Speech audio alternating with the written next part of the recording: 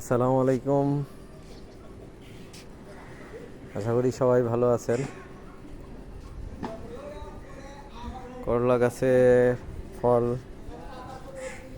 করলা আলহামদুলিল্লাহ আস্তে আস্তে ভালোই বড় হচ্ছে। এটা প্রথম করলা। তারপরে এই গাছটাতেই অনেকগুলোই করলা ধরেছে, দেখতেই পাচ্ছেন। এখানে একটা আছে, তারপরে আবার এখানে একটা আছে, তারপরে এখানে একটা আছে, এটাও বড় হয়ে গেছে আলহামদুলিল্লাহ। এখানেও আছে।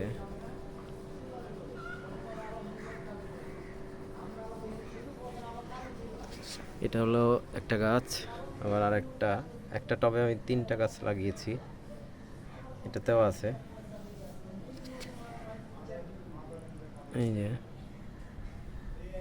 তারপর 3 নম্বর গাছেও মোটামুটি আসছে।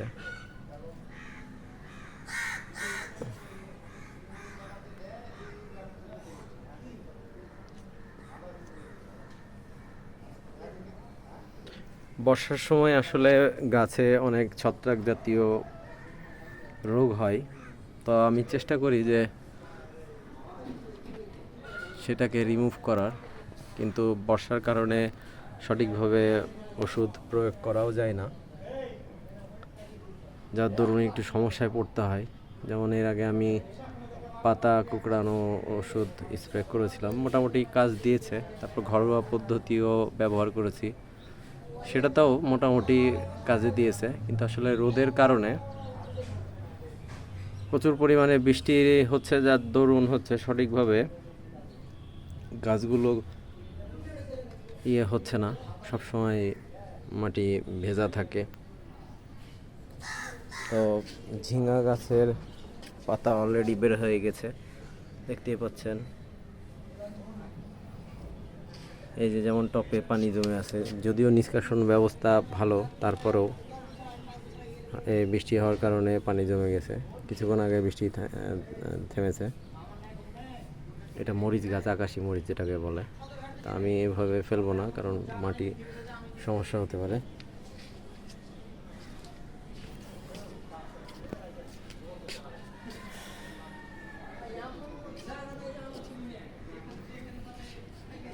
সামনেরটা এটা লাউ গাছ, আলহামদুলিল্লাহ মাশাআল্লাহ ভালোই হয়েছে। এটা ঝিঙা গাছ, এটা লাউয়ের চারা। আর এটা হলো আপনার চাল কুমড়া, একটু হলুদ হলুদ ভাব আছে। আমি